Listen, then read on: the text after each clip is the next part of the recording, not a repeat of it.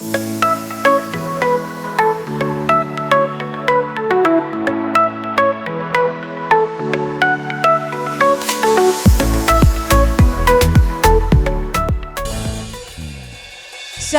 wakati ni sasa. England TV tumekuletea vitu vizuri kabisa kutoka Praise Room. Unaweza kujiuliza inapatikana wapi? Ni Azam, kingamuzi cha Azam. Other channel namba 8. Wazungu wanasema namba 8. Wewe usipange kukosa kwa wakati mwingine, lakini kwa wakati huu usitoke hapo ulipokaa. Tumekuletea vitu vizuri kabisa. Tumekuja kwa wakati na wakati huo ni sasa. Na mimi ni hosti wako Rebecca Jeremia, niko na hosti mwenzangu hapa Mary Kimiti, lakini pia tuna bahati sana ikiwa ni day 1, siku ya kwanza. Tumepata bahati kabisa, unajua tumetembelewa na kijana mtanashati. Umeelewa lakini pia kilichonifurahisha zaidi ni ameamua kufata njia iliyo sahihi kabisa. Na tutaweza kujifunza mengi, kujua safari yake ya maisha, lakini pia kazi aliyoichagua na kitu gani. Unajua vijana wengi watajifunza kupitia yeye, kwa sababu tukiongelea swala la mambo ya kiroho, lakini muziki wa injili, kuna watu hawajui ni muziki wa injili. Sasa kupitia leo, karibu mgeni wetu. Kwa majina naitwa Minister Ernest Rogers. Nimeokoka, nampenda Yesu, lakini pia ni moja memba au mwanakwaya wa kwaya kubwa sana Tanzania, VVC kwaya. Bwana. Wale watu wa kwa neema yake wale. Na wafahamu sana, wanafanya vizuri kabisa. Tunaamini kwa sababu wewe uko pale unafanya vitu vizuri kabisa. Mtazamaji ambaye unatuangalia mahali hapo, mama, baba, kaka, watoto ambao mko hapo, mnatamani kujifunza kupitia mtumishi wa Mungu, na kusii sana usitoke hapo. Kunavyo vitu vizuri kabisa vya kujifunza. Hebu ujitambulishe vizuri. Unajua waimbaji wana namna ya kujitambulisha. Mimi naelewa wako wana namna ya kujitambulisha tofauti na majina. Hebu jitambulishe vizuri ili msikilizaji anayekutazama na anayekusikiliza apate kitu. Karibu kaka.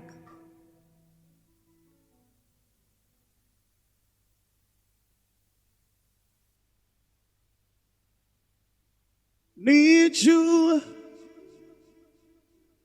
na kona wokovu wako kamili, zaidi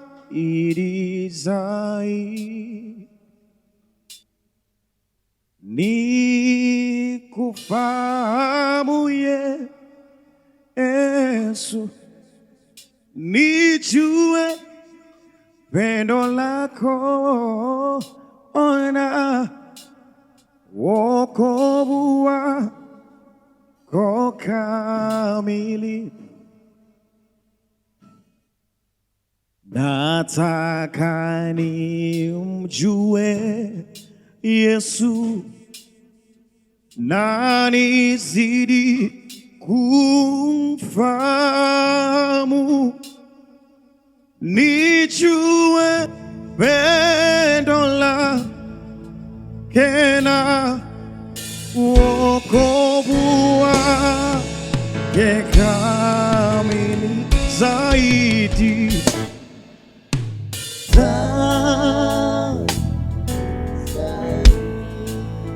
nimfahamu Yesu, fahamu Yesu kweli, nijue pendo lake, wokovu kweli, zaidi na zaidi,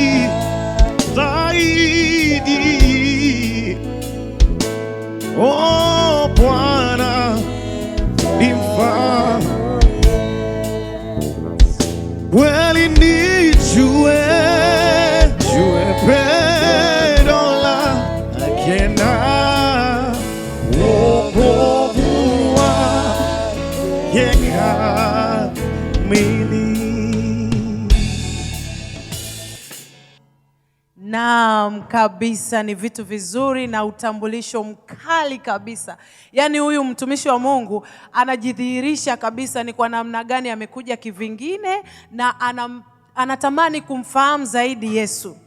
Unajua alivyoongelea kuhusu the voice of victory. Yes, nikawa najiuliza vijana wengi wanachagua vitu vingine. Kwa nini kwanza yeye alichagua kuingia the voice of victory, lakini pia kwa nini alichagua kuingia kwenye nyimbo za Injili na sio kazi nyingine? Kazi nyingine, yes. Bwana Yesu asifiwe. Amen. Nilichagua kazi ya Bwana kumtumikia Mungu kwa sababu kumtumikia Mungu cha kwanza kuna faida. Vijana wengi tumeona wanapotea wakiwa wanamtumikia shetani. Tumeona watu wengi sana wanadumbukia kwenye zinaa, wanadumbukia kwenye ulevi. Lakini ukiwa unamtumikia Mungu Bwana kuna faida yake. Kwa sababu unapata faida duniani lakini na mbinguni pia. Ya, kwa hiyo ni kitu ambacho nilimshukuru Mungu sana kunipa hii neema mpaka nimefikia kuwa mtumishi wa Mungu na kuingia kabisa katika kumtumikia Mungu direct. So ni jambo zuri sana ambalo nimelichagua kwa sababu nimechagua kumtumikia Mungu wangu. Unaiongeleaje the voice of victory kupitia safari yako ya maisha ya muziki? Namshukuru Mungu sana. Unajua nilivyokuja the voice of victory, kwanza nilipata mabadiliko kwa njia ya uimbaji. Maana nilikuwa ni muimbaji lakini sikufikia viwango vikubwa sana. Hawa watu bwana the voice of victory ni watu ambao yani wako vizuri sana. Ni kwaya ambayo inasifika kwa vocal. Mimi nilikuwa ninasifika naimba, lakini nilivyoingia the voice of victory kwa kweli nilibadilishwa. Kwa kweli nilibadilishwa sana kwa njia ya uimbaji. Kwa hiyo yani nimebadilika sasa hivi. Yani sauti ya kwanza ya kiume naimba vizuri ikiwa imenyooka, lakini ya tatu nayo naimba ikiwa imenyooka vizuri zaidi. Na ile bass kwa kweli bass bado najifunza. Au ko halifiki. Oh yes. Kuna jambo moja hapa nilitamani kusikia, hasa pale nimekusikia ukizungumza kwa habari ya ukuaji wako wa uimbaji kutoka ulivyoanza mpaka kufika the voice of victory. The voice of victory wamekuwa ni msingi na nafasi nyingine ya wewe kuongeza uimbaji wako na ubora wa uimbaji wako. Yeah. Unaweza ukazungumzia maybe before ya the voice of victory, huku nyuma umeanza mwaka gani au kwa muda gani umekuwa ukifanya gospel na umepitia changamoto za namna gani mpaka kujiona sasa kulingana na kule nyuma na hapa nilipo the voice kweli mimi ninastahili kuwa minister? Mimi safari yangu ilianza 2009. Nakumbuka nikiwa Tanga. Nilikuwa katika kanisa moja la EAGT, pale nilikuwa praise team. Lakini katika uimbaji wangu Mungu alinibariki pia akanipa kibali. Nadhani kilianza ni muda mrefu sana, alikuwa ninaimba. Lakini the way nilivyokuja Dar es Salaam, Mungu akanipa hii neema, nikawa pia nipo kwenye praise team na makundi mbalimbali. Lakini siku moja nilikuwa nimekaa chumbani, yani nimekaa tu, Roho Mtakatifu naona kwa sauti yake akaniambia Bwana kuna kitu kizuri sana. The Voice of Victory ilikuwa naisikiliza. Nilikuwa nasikia kuna Neema Gospel, kuna Essence of Worship. Lakini kwa nini sauti ikaja ikaniambia Bwana nenda the Voice of Victory? Yani ni sauti ilikuja. Kwa hiyo niseme nimeingia na the Voice of Victory ni kwa mpango mzuri wa Mungu ambao Mungu mwenyewe ndio amesababisha kuingia katika the Voice of Victory. Kwa hiyo unataka kutuambia wewe umeingia sio kwa ajili ya kipaji lakini ni wito. Ni wito. Na nataka kujua pia mwitikio wako wa familia, kwa sababu unajua mimi ni mzazi, yes. Rebecca na watoto 4. Lakini wazazi huwa tuna tabia moja. Na mimi nakuja huko soon. Ukisikia mtoto wako, kila mzazi anataka mtoto wake awe daktari, yes. Anataka mtoto wake awe yani mtu fulani, unaelewa? Anataka vile vitu, udaktari, sijui. Yani unajua kuna vile vitu vikubwa. Wewe familia yako wakati unaambia unataka kuingia safari ya maisha ya muziki wa Injili, walikwambiaje? Walikupokeaje? Yani mimi niseme tu walipokea vizuri kwa sababu katika familia yetu mama yangu alikuwa naye ni mwimbaji. Alikuwa anaimba sauti ya pili. Lakini baba yangu alikuwa ni mwinjilisti kwa njia ya kuhubiri Injili. Nilipokuwa nimejaribu wewe wenyewe uliona muda mrefu sana huduma yangu. Kwa hiyo nilivyowaambia Bwana na mimi nataka nimtumikie Mungu, yani haikuwa kitu ambacho ilikuwa ni kigumu kwao. Ila walifurahi kabisa, wakasema, wakanipa baraka zote, wakasema Bwana, mtoto wetu naomba uende ukamtumikie Mungu. Umefuata njia iliyo sahihi. Kabisa. Na tofauti na The Voice of Victory, wewe ni minister ambaye unafanya huduma wewe kama wewe, yes? Na unazungumziaje habari ya, nazungumza sasa kama minister wewe hapo. Yale maneno ya muziki wa Injili au ministers wanakuwa wanafanya huduma kama biashara au wanategemea huduma kama sehemu ya kuendesha maisha. Wewe kwako hiyo ikoje, na je, ukisikia hiyo unaizungumziaje? Kikubwa ni kwamba kwenye huduma tuseme huduma au kama vipawa hivyo kumtumikia Mungu, au labda Mungu amekupa sauti kwa ajili ya kutumika. Yani Mungu ametupa ni kama zawadi ya kufanya kwa ajili ya utukufu wa Bwana. Lakini kwa watu wengine wao wanakuwa wanachukulia kinyume, wanaona ni biashara, lakini sisi tumepewa na Mungu bure.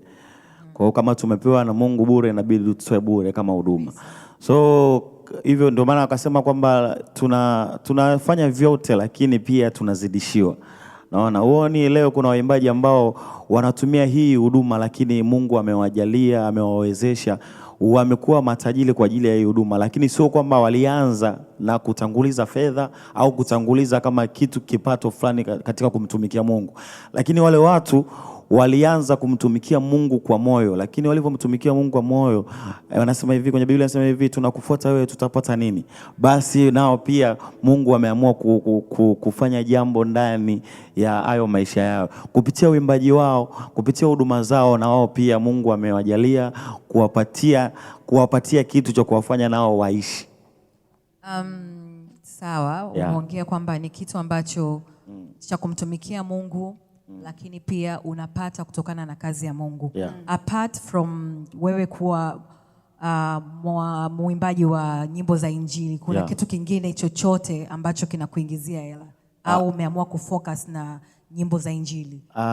Mimi kingine by professional, mimi ni mtu ambaye anashughulika na mambo ya decorations.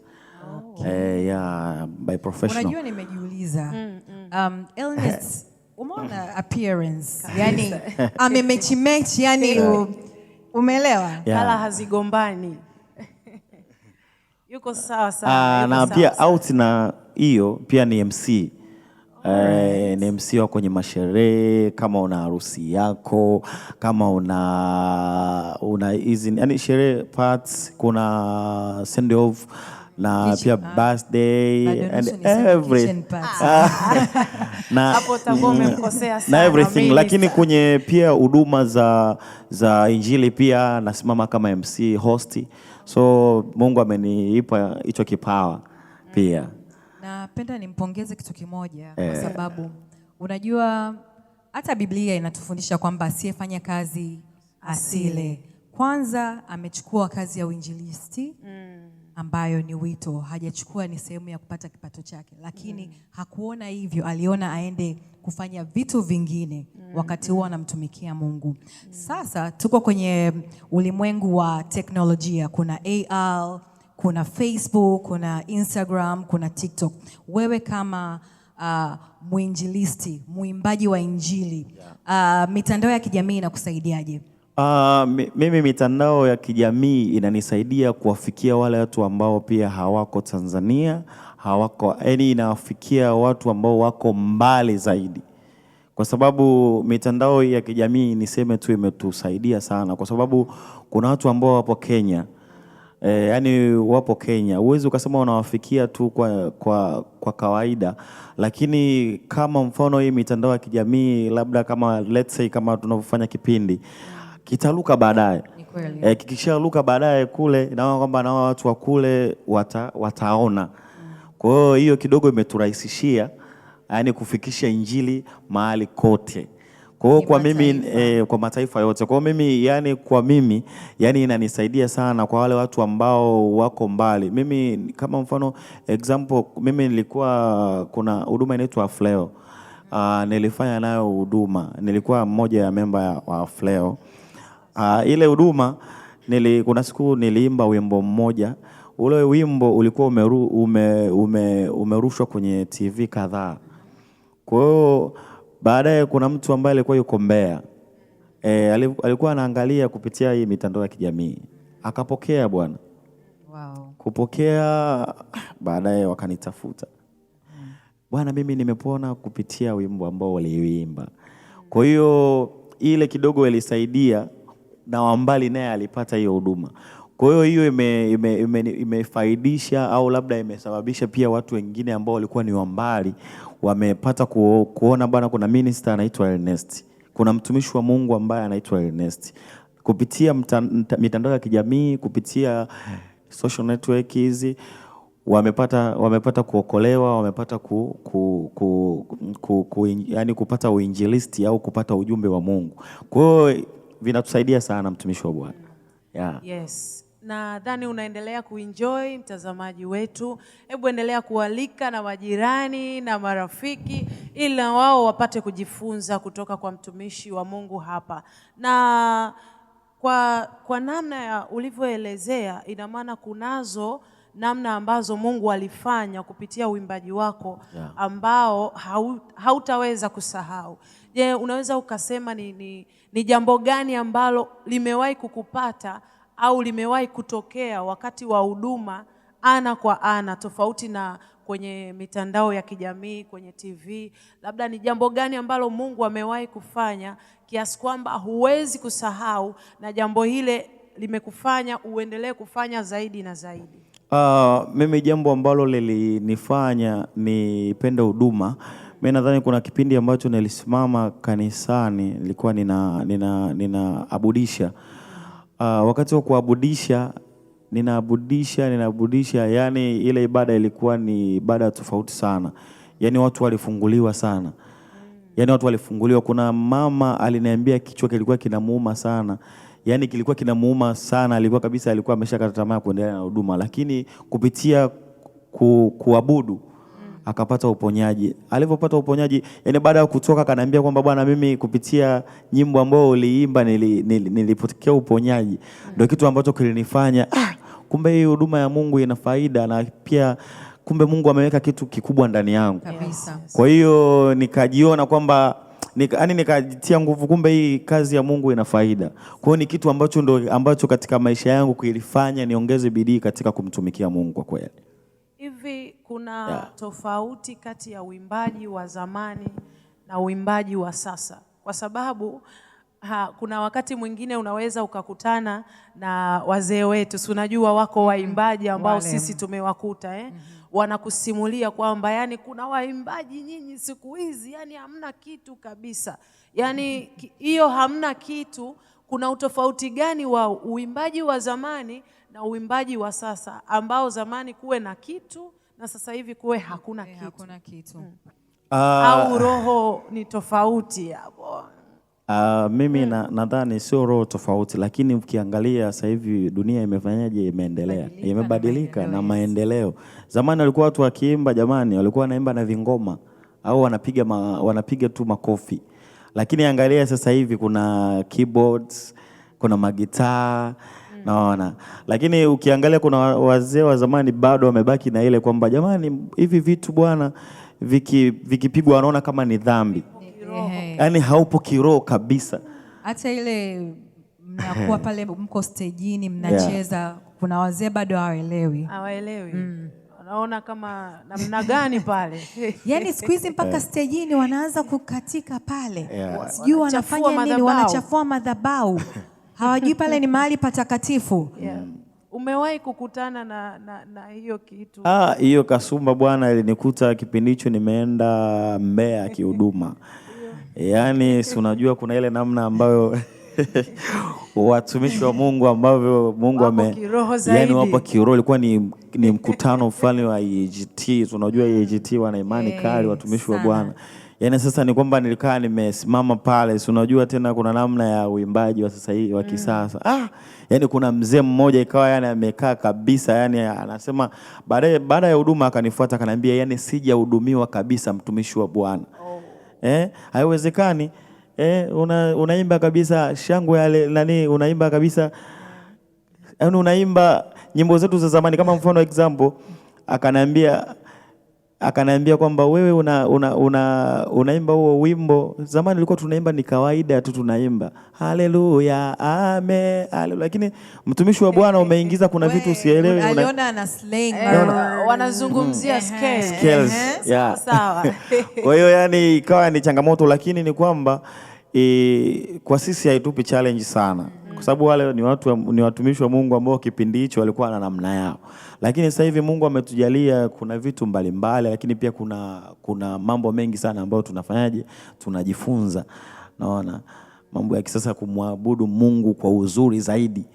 Naona kwa hiyo sisi kwa karne hizi Mungu ametupa neema yetu. Wale walikuwa na neema yao kipindi hicho, lakini pia Mungu sasa hivi ametupa neema yetu.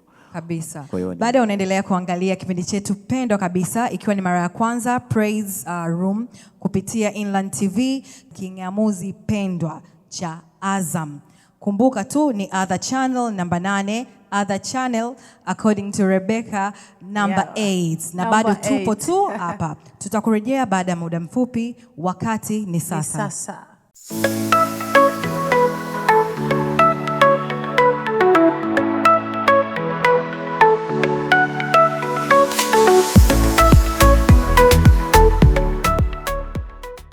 Karibu tena kwa wale ambaye hukupata nafasi katika session ya kwanza. Ni Inland TV, wakati ni sasa, kipindi chako pendwa kabisa, Praise Room. Lakini pia nikukumbushe hapa ndani niko na Rebecca na msanii wetu wa Injili ambaye sasa tumemsikia ameongea vitu vingi sana kuhusu safari yake ya maisha ya muziki, familia yake, performance zake, lakini kuna wale ambao unajua Rebecca, kuna kitu yani, there's something tunataka kusikia kutoka kwako, wanaita a live performance. Tuko naye, kwa hiyo lazima tupate hiyo session. Ni muhimu kabisa hiyo sana, na wanaotutazama wako kwa ajili ya hiyo. Wanasema ule ulikuwa ni utambulisho, sasa tunatamani kumsikia kabisa minister akifanya vitu vyake hapo, na hatukuangushi katika hilo. Bado tunaye mtumishi wa Mungu mahali hapa na yuko tayari kwa ajili ya kukuhudumia kupitia chaneli yako nzuri kabisa. Amen. Tega sikio na macho yako, tazama kwa uzuri kabisa. Umenifanya mwepesi, nimekuwa mwepesi, Yesu kanipa wepesi, amenitua zigo, amenifanya mwepesi, nimekuwa mwepesi, Yesu kanipa wepesi, amenitua zigo, amenifanya mwepesi, nimekuwa mwepesi, Yesu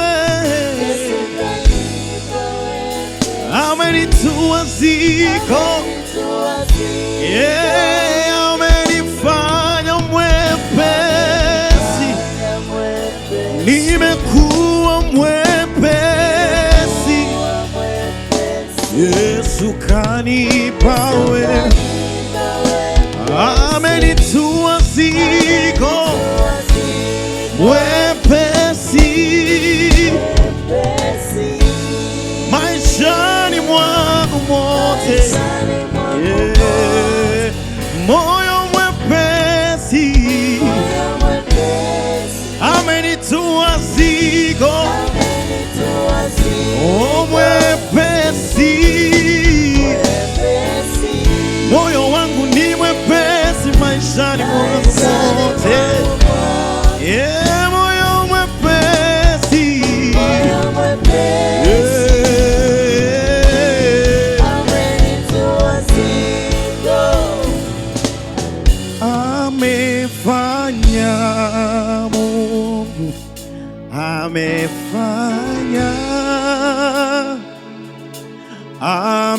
amefanya Mungu, amefanya.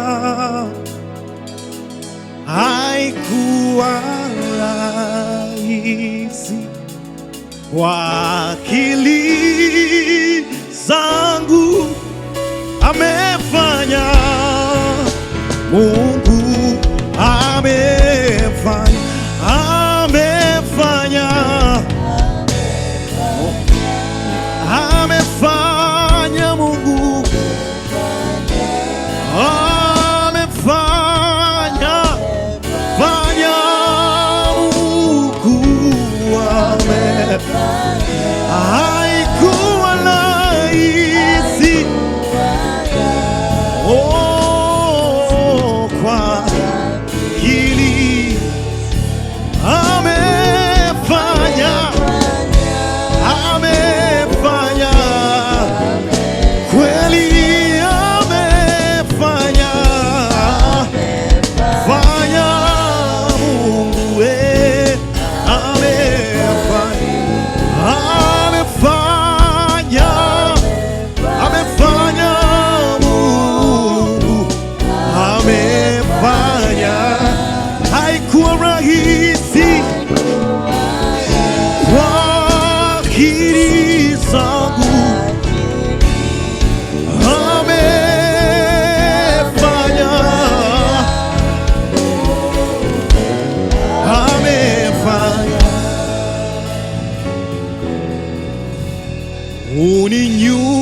Uninyunyizia maji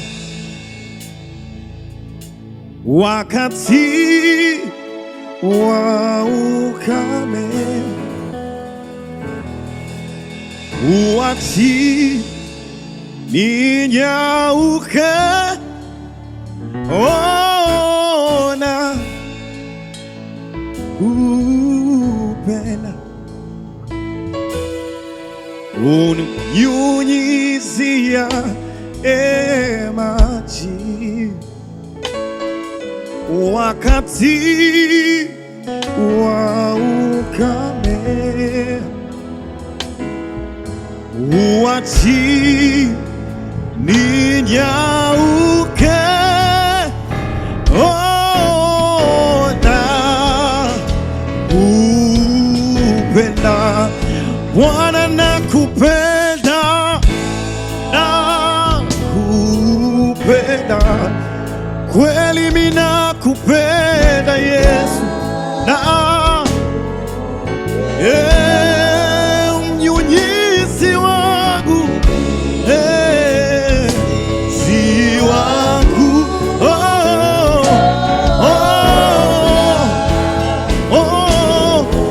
kweli Bwana, mimi ninakupenda, ninakupenda Yesu, kweli nakupenda, nakupenda kweli, mnyunyizi wangu,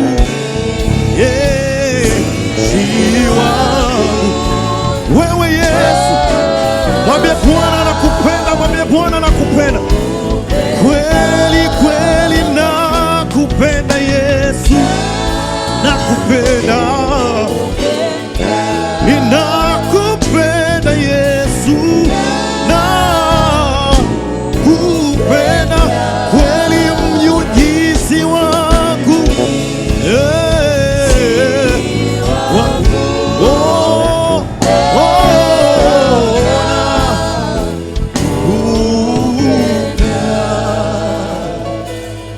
Endelea kutazama Praise Room kupitia Inland TV, lakini kukumbushe katika kingamuzi chako cha Azam, Other Channel number 8, Other Channel number 8. There's a time unaweza ukasema hapa kuna uwepo wa Mungu. Kabisa. Nadhani umeshuhudia. Kabisa. Kuna sisi wengine huwa hatuwezi kuimba, lakini nimejikuta naweza. Unaelewa Naelewa. Hongera sana. Yes. Nilitaka kujua jambo moja Ernest, kupitia nyimbo zako za Injili.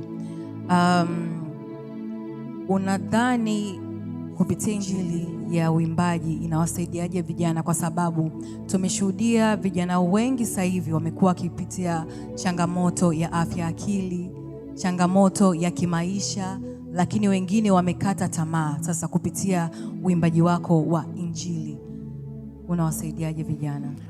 Mimi ninachowasaidia vijana wamtumikie Mungu. Kwa sababu ukiangalia maisha yangu mengi sana ambayo Mungu amenisaidia, ni kwa sababu nimemtumikia Mungu. Kuna vitu ambavyo unaweza ukaulizwa siku umefariki, unaulizwa umefanya nini duniani, lakini unajikuta hauna kitu chochote ambacho umekifanya katika ufalme wa Mungu. Kwa lazima uwe na kitu ambacho kitaweka alama katika ufalme wa Mungu.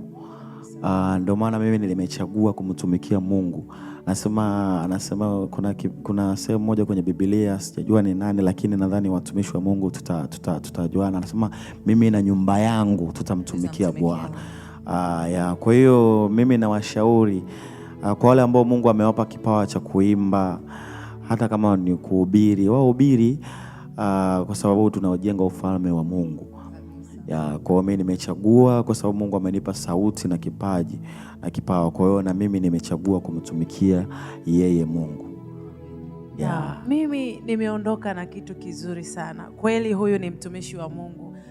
Ukisoma katika maandiko inasema, njoni kwangu ninyi nyote msumbukao na kulemewa na mizigo, ndipo alipoanzia mtumishi wa Mungu. Na sisi kama England tunasema wakati wa kutuliwa mizigo ni sasa. Wala haujachelewa. Yesu bado yupo na anafanya kazi. Karibu tena katika kipindi kingine na kipindi kingine. Usipange kukosa. Mwambie jirani yako, amwambie jirani kwamba England sasa hivi wako wanang'aa na wako nyumbani kwako kupitia kingamuzi cha Azam channel number 8. Unaweza ukapatikana kwenye mitandao ya kijamii umesema. Na kuna namba za simu? Either kuna mtumishi wa Mungu anaweza kusema nina mkutano hapa, nilimsikia mtumishi wa Mungu Ernest aje ashushe upako. Mimi kwenye mitandao ya kijamii ukiingia Instagram utanipata kwa jina la Minister Ernest. Hivyo ukiingia pia kwenye Facebook utanipata kwa njia ya Minister Ernest, vile na TikTok kuandika tu Minister Ernest. Lakini kwa namba ukitaka kunitafuta ni 0688021062. Unaweza ukarudia taratibu kidogo, upako umezidi. Instagram ni Minister Ernest. Facebook ni Minister Ernest. TikTok ni Minister Ernest. Na kwa namba ni 0688021062. Safi kabisa. Madam Mary, nadhani unaona upako ulivyo mkubwa sana mahali hapa. Kabisa. Najua hata huko nyumbani kwako upako upo wa kutosha. Nguvu ya Mungu imeshuka kwa namna ya tofauti. Na nilimsikia minister hapa akikunongoneza kwamba Madam Mary, tafadhali naomba nikamalizie upako hapo nyuma. Na mtazamaji wetu, tunaenda break fupi kidogo, alafu tunarudi. Tunakuachia nafasi ya kunena kidogo, kuomba kidogo na Mungu, maana upako tayari umeshashuka nyumbani kwako. Na tunakuja na surprise nyingine. Au unasemaje? Usitoke, lakini pia usisahau kutucheck katika page yetu ya praise_room. Tuko Instagram, lakini pia na Facebook tunapatikana. Inland TV, wakati ni sasa. Tunaenda break fupi. Usipange kukosa. Sogeza maji, juice, vyakula karibu, ili usipitwe na vitu vizuri. Iko surprise yako, uko wakati wako mzuri Mungu ameuandaa kwa ajili ya ile surprise. Usipange kukosa.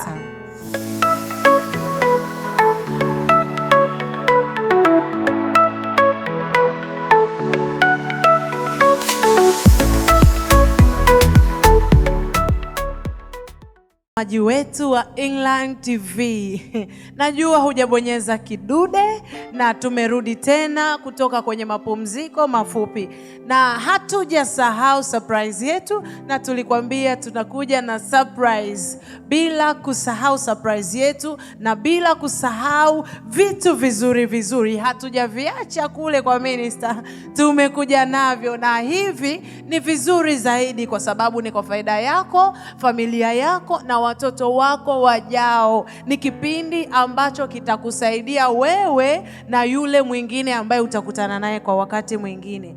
Wakati ni sasa na muda ni huu. Mpigie simu jirani na rafiki yako ambao yuko mbali, mwambie kipindi kimerudi tena, muda wa mapumziko umekwisha. Na kama amesahau, mwambie ni channel namba 8, namba 8. Tumerudi na surprise iliyo nzuri zaidi ya mwanzo.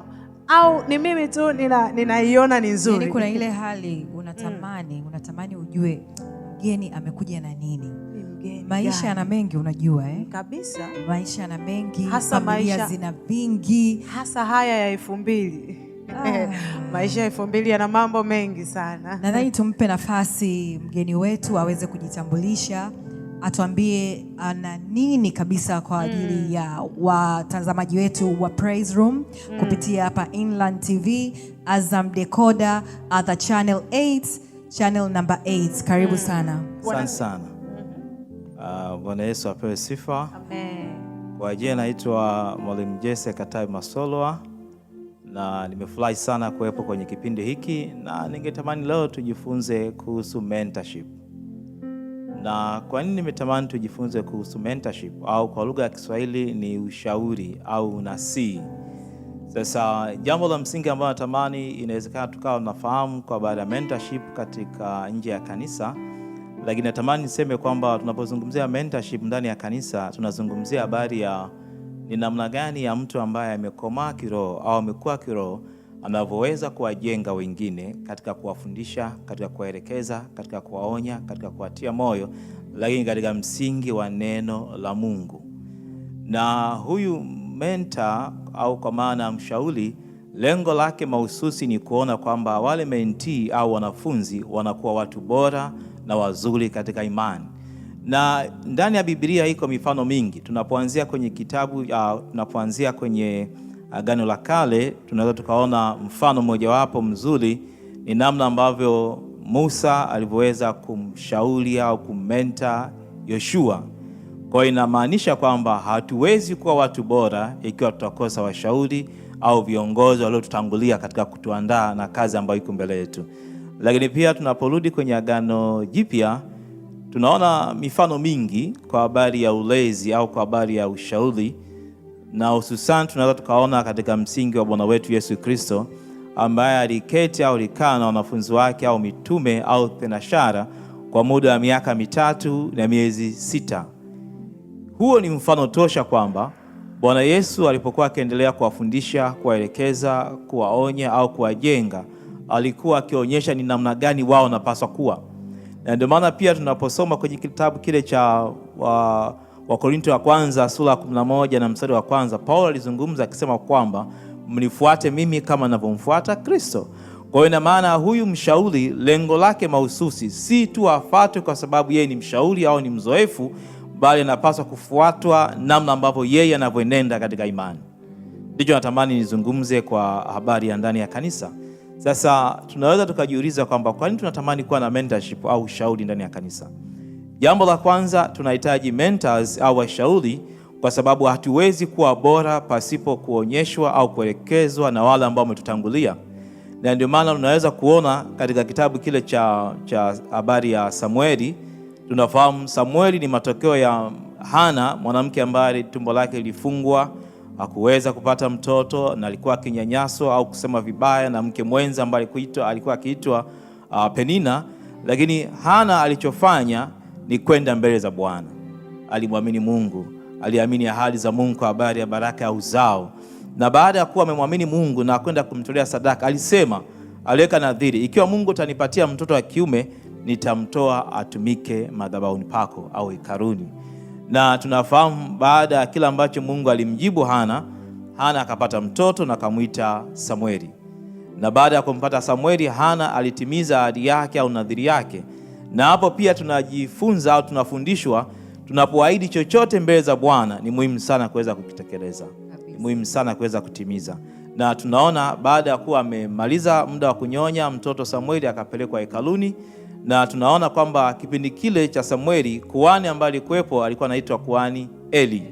Kwa Eli akampokea mtoto, na hapo tunaweza tukajifunza namna gani bora ya kuwa mlezi au namna gani bora ya kuwa mshauri. Na tunaona kwamba huyu Samueli alijengwa au alilelewa chini ya malezi ya kiroho ya kuhani Eli. Sasa unaweza kuona kwamba kumbe tunapotamani kuwa watu bora kwenye maisha haya, si tu katika ulimwengu wa duniani, lakini pia hata ndani ya kanisa, tunahitaji watu ambao ni wakomavu katika imani, watu ambao wazoefu katika imani, lakini pia ni watu ambao wana uwezo wa kutembea sawa sawa na mapenzi ya Mungu vile ambavyo maandiko yanafundisha. Na hata pia tunaposoma kwenye kitabu kile cha Samueli, tuangalie angalau maandiko, kitabu kile cha Samueli ya kwanza. Tuangalie kitabu cha Samueli ya kwanza.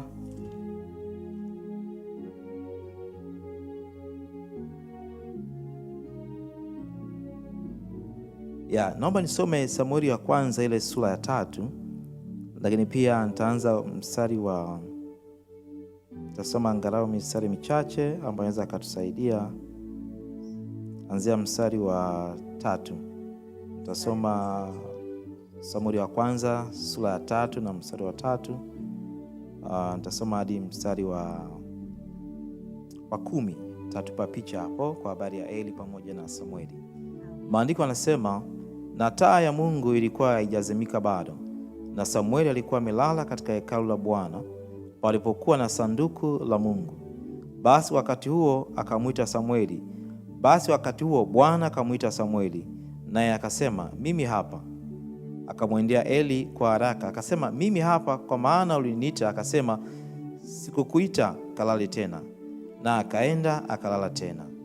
Bwana akaita mara ya pili, Samueli, Samueli. Akaondoka akamwendea Eli, akasema, mimi hapa, kwa maana uliniita. Akajibu, sikukuita mwanangu, kalale tena.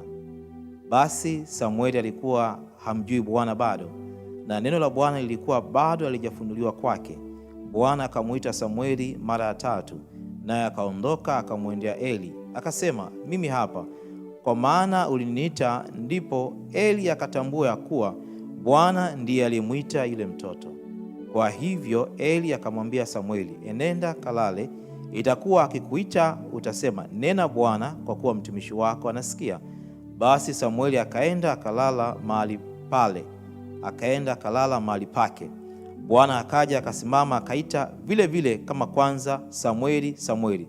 Ndipo Samueli akasema, nena Bwana, kwa kuwa mtumishi wako anasikia. Sasa tunachotamani kuona kwenye mistari hii ni kwamba Samueli anaitwa na Bwana, anamuita. Lakini Samueli kwa sababu bado ufahamu wake ulikuwa ni mdogo, na Samueli alikuwa amfahamu Mungu, alidhani kwamba ni kuhani Eli anamuita. Mara ya kwanza aliona Eli anamuita, mara ya pili, mara ya 3. Tunajifunza nini hapo? Lakini mara ya 4 Samueli anampa mwongozo. Eli anatoa mwongozo kwamba utakapoitwa sema mimi Bwana. Kwa hiyo tunapohamasisha kwa habari ya mentorship au washauri au shauri, lengo letu kubwa ni kuona kwamba tunatamani kuwa watu bora. Ni kweli kwamba Samueli alikuwa ni mnadhiri wa Bwana. Ni kweli Samueli alikuwa ametolewa hekaluni mwa Bwana, lakini Samueli alikuwa hana ufahamu mzuri wa kuenenda katika mapenzi ya Mungu au kuenenda katika kusikia sauti ya Bwana. Kwa hiyo tunapotazama habari ya mentorship au ushauri, inatusaidia sana kwenye huduma. Namna gani ya kuenenda, namna gani ya kusema, namna gani ya kutenda huduma mbele za Bwana. Kwa sababu leo inawezekana mtu akainuka kwa sababu amemuita Bwana, ameitwa na Bwana au amesikia wito, lakini akakurupuka na kuanza huduma. Kumbe kuna mambo ya msingi angepaswa kuyatenda au kuyasikia. Lakini pia mtu mmoja anasema mentors au washauri ni wale watu ambao wanatusaidia kusikia mambo ambayo hatujawahi kusikia, kuona mambo ambayo hatujawahi kuyaona katika namna ambavyo Mungu anatamani tuyaone. Lakini pia mentors au washauri ni watu ambao pia wakati mwingine wanatusaidia kukua vile ambavyo Mungu anatamani tuweze kukua. Tunapomwona Samueli ni mfano bora kwetu katika maisha yetu ya imani, kwa maana Samueli asingeweza kuwa mtu bora kama asingekuwa kwenye mikono salama ya kuhani Eli. Naam. Kuna jambo ambalo nimelipata hapa ambalo ni bora na tofauti. Kuhani Eli alikuwa ni baba yake na Samueli, na wako watazamaji hapa ambao ni watumishi wa Mungu pia, ambao kama nikirejea nyuma kidogo, Paulo kwa Wakorinto alikuwa anasema nifuateni mimi kama nami ninavyomfuata Kristo. Hiyo ina maana kabisa kwamba wazazi ambao wameokoka ni sawa na kuhani Eli, ambao wao ni muongozo wa watoto wao, na hiyo inachangia kwa sasa hivi kwa uharibifu pengine kumekuwa na tofauti nyingi na sitofahamu kwa waimbaji au watumishi ambao wa kipindi cha sasa hivi. Kumekuwa na namna ambayo iko tofauti. Hii ni maana kwamba wazazi hawajasimama kama washauri kwa watoto wao, ama kuna mistake gani hapo katikati ambayo imetokea iliyoweka mkanganyiko kwa vijana wa sasa hivi? Asante kwa swali zuri. Jambo la msingi niseme, kuhani Eli hakuwa baba mzazi wa Samueli, lakini kuhani Eli alikuwa ni baba mlezi, kwa maana kwamba alimlea, alimpokea mtoto Eli Samueli akiwa bado mdogo, lakini pia si tu katika namna malezi ya kiroho, lakini pia hata malezi ya kimwili. Kwa hiyo changamoto ambayo inaweza ikaonekana leo, jambo la kwanza, inawezekana kabisa tukawa na wazazi wacha Mungu, wazazi ambao ni washauri bora, wakawafundisha watoto wao, wakawajenga, wakaelekeza ni nini wanapaswa kufanya. Kama ni mtoto ni mwimbaji, wako wazazi ambao inawezekana huko nyuma waliwahi kuwa waimbaji. Kwa hiyo ili uweze kuwa mwimbaji bora, wanawaambia watoto wao, vijana wao, fanya 1 2 3. Hilo ni jambo la kwanza. Sasa lakini pia jambo la pili, kuna wazazi ambao wao walezi si walezi au wanasi wazuri kwa watoto wao. Na ndio maana kuona tunapoangalia habari ya kuhani Eli pamoja na Samueli, unaweza kuona kwamba mpaka Samueli anapatikana, ina maana kwamba kuhani Eli alishindwa kuwalea watoto wake vizuri. Kwa maana Hofni na Finehasi walikuwa ni watoto wa kuhani, walikuwa ni makuhani, lakini Mungu aliwakataa kwa sababu walikuwa ni watu wa hovyo, watu wabaya. Kwa hiyo ina maana kwamba hata kwenye kanisa la leo wazazi tunawajibika kuwalea watoto wetu, na ifahamike au ijulikane kwamba watoto hawajengwi katika misingi ya kukaripiwa au kuambiwa.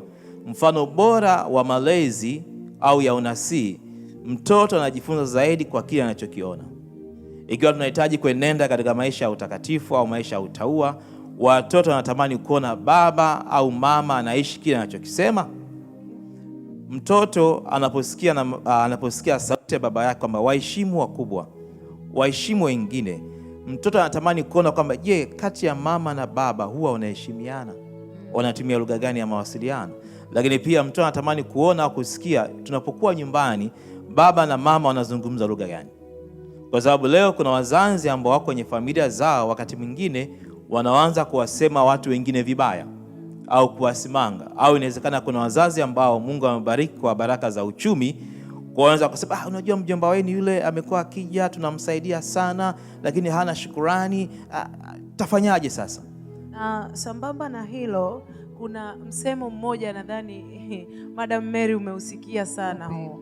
Wanasema kuna namna huo wanasema kwamba fuatisha kile ninachokufundisha, au fuata maneno yangu, fuata maneno yangu, usifate matendo yangu. Na hiyo sio mtaani, lakini amenikumbusha kitu kizuri sana. Hiyo kanuni mara nyingi watu wa makanisani huwa wanaitumia sana. Ni kwa nini? Sasa tunajiuliza, au ni mentorship au ni nini? Ni washauri, mtu anavyokuambia usifate matendo yangu, fata maneno yangu, something like that. Yeah.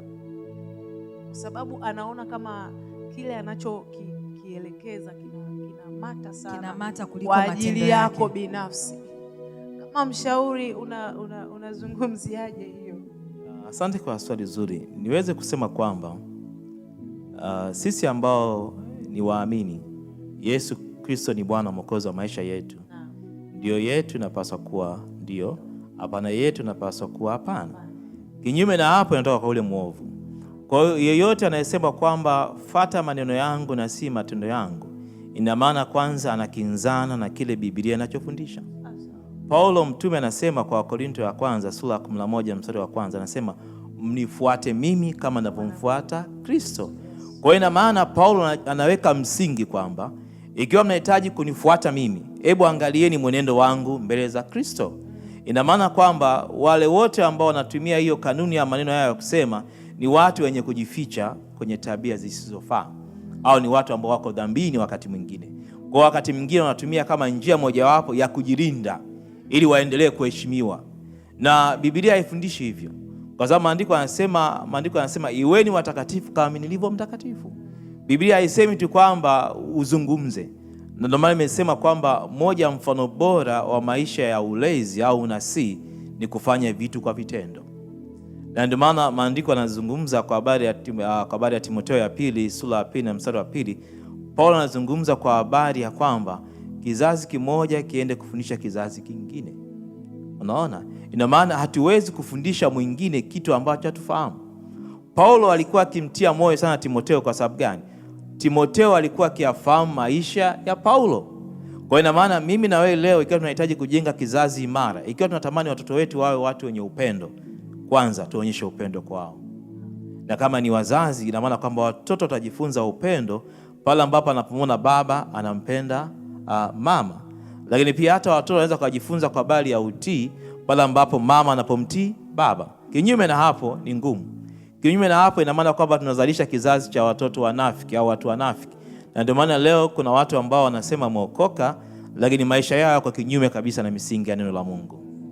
Biblia inasema kama ni vuguvugu, bora kuchagua moto ama baridi. Au baridi. Ukiwa vuguvugu utatapikwa. Napata yani kuna kitu sijui nikiwekaje. Unajua tuko katika dunia ambayo umeongelea swala la wazazi kuonyesha upendo, kuonyesha nidhamu. Lakini tuko katika dunia ambayo wazazi wengi, ikiwa na mimi ni mmoja wapo. Simsemi mtu vibaya kwa sababu mimi kutoka asubuhi mpaka jioni niko kazini. Nyumbani tunamwacha dada. Shuleni tunawapeleka watoto, na siku hizi shule unajua ni hela yako. Watu hatutaki kupeleka shule zile za nusu siku. Anampeleka mtoto kuanzia saa 1 mpaka saa 12. Narudi nyumbani nimechoka. Huna ule muda wa kuonyesha huo upendo kwa watoto kwanza.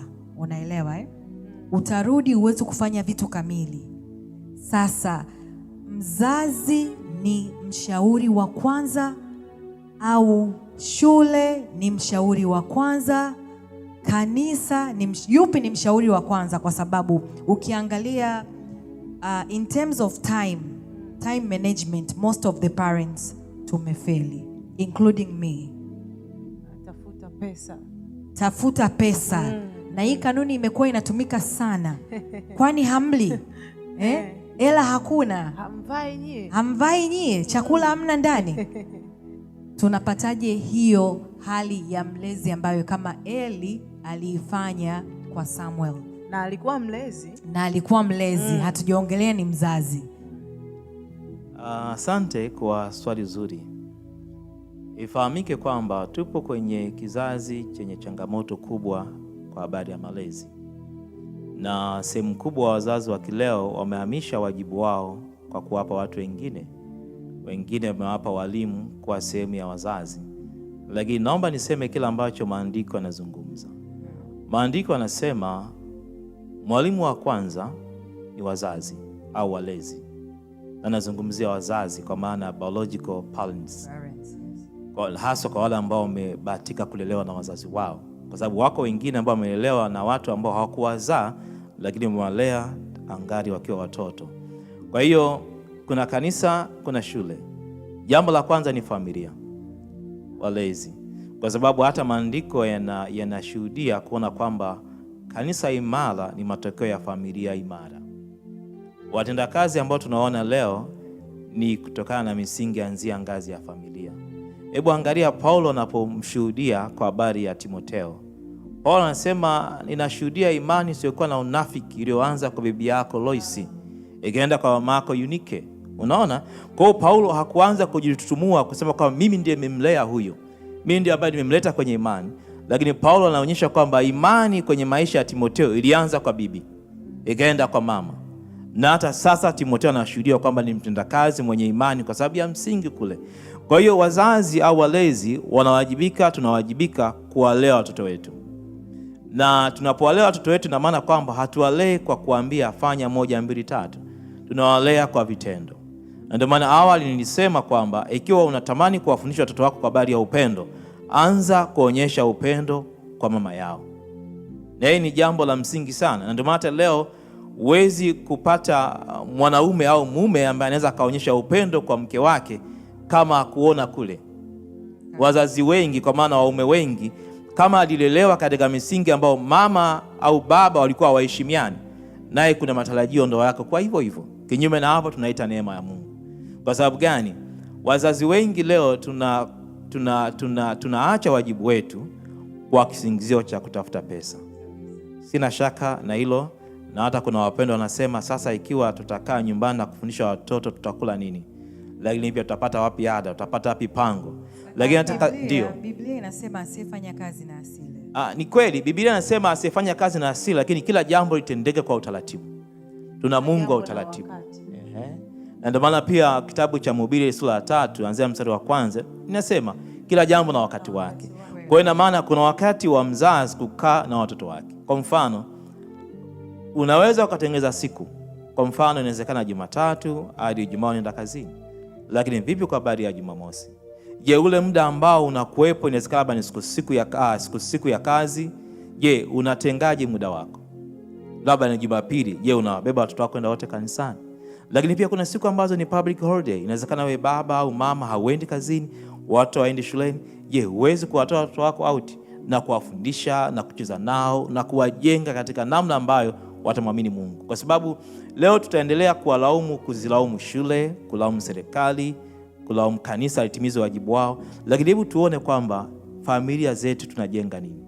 Kwa sababu tunapomwangalia mtu kama kuhani Eli, alikuwa ni kuhani, alikuwa ni mtumishi wa Mungu, lakini kwa nini Hofni na Finehasi walinenda katika njia isiyompendeza Mungu? Ina maana katika namna moja ama nyingine Eli alishindwa kutimiza wajibu wake. Eli alitimiza wajibu wake mzuri kwa mtoto Samueli, akasahau kwa watoto wake. Na tunaona Samueli anaitwa katika majira ambayo Mungu aliyatarajia au alitarajiwa kuja Samueli, kwa sababu watu ambao walipaswa kutimiza wajibu wao wameuacha wajibu. Kwa hiyo msisitizo wangu ni kwamba sisi ambao ni kanisa, kufundisha, kulea watoto ni wajibu wetu. Na tunaendelea sambamba kabisa na wewe. Nadhani kunavyo vitu unajifunza. Kwa wakati mwingine najua utakuwa umeandaa diary pamoja na kalamu yako, lakini wengine wameenda mbali zaidi, wanarekodi kwa ajili ya kumsikilizisha yule mzazi ambaye yuko mbali na nyumbani, ambaye yuko busy, yupo pamoja na kazi. Tunaendelea na kipindi chetu kizuri kabisa. Nadhani unabarikiwa na Mungu. Na sambamba na hapo ulipomalizia, unajua mimi wazazi wangu ni watumishi wa Mungu, na kuna kitu kimoja ambacho nimejifunza kupitia wao na wazazi wengine. Sisi watoto wa watumishi wakati mwingine unapelekwa mahali pengine kwa mtumishi mwingine. Sasa kuna baadhi ya vitu nimejifunza. Hii kwa mzazi wangu mara nyingi ilikuwa ikifika mida ya usiku, alikuwa anatuita wote. Yuko radhi kurudia kile alichokifundisha juzi, akakirudia tena na tena, mpaka kuna wakati unasema kila siku baba ananiambia hichi si nimeelewa. Lakini kuna mahali pengine nimekwenda kuishi, watumishi wa Mungu wanakuwa na kama alivyosema kupitia Eli, wanakuwa na muda zaidi na watoto wao wa kiroho kuliko watoto wao wa ndani. Tumepata kujua hapa, wewe mzazi ni mshauri wa kwanza wa mtoto wako. Anapoharibikiwa, wewe ndio wa kwanza kumuharibu yule mtoto wako. Na anapokuwa ameenda sawa na mapenzi ya Mungu au na mapenzi ya sheria za Tanzania, hairuhusu mambo mabaya. Sheria za Tanzania haziruhusu mambo kama ya vita na mambo ya kuharibu amani. So ni wewe kama mzazi unapoona jambo tofauti, ina maana wewe haujasimama kwenye nafasi yako. Wamekuwa wakiwapa muda sana watoto wa kiroho, wakiamini watoto wao wa kuzaa wanalindwa na yale maombi au pengine na lile neno, yani watafuata kupitia mzazi.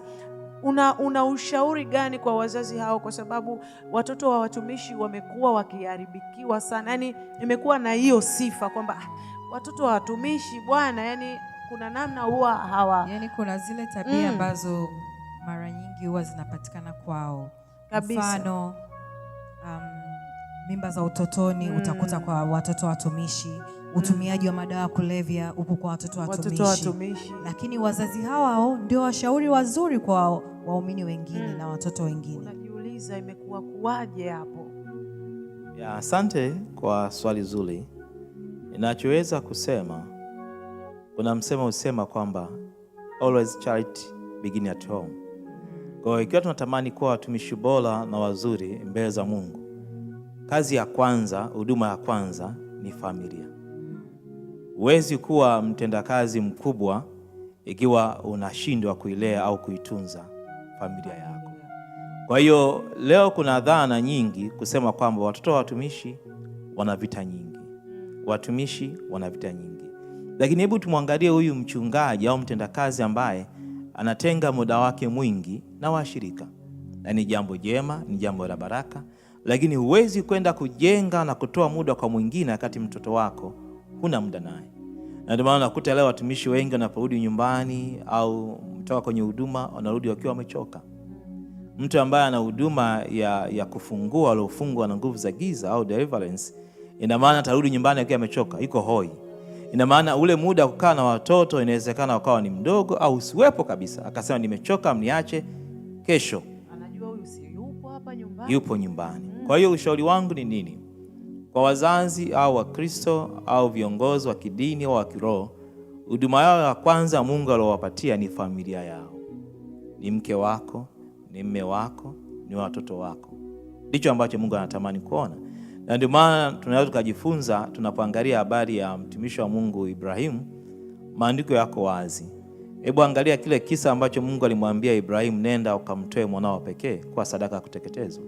Tunaona wakati Mungu anatoa nafasi hiyo ya Ibrahimu kuona namna gani ambapo Ibrahimu atakuwa mwaminifu kwake.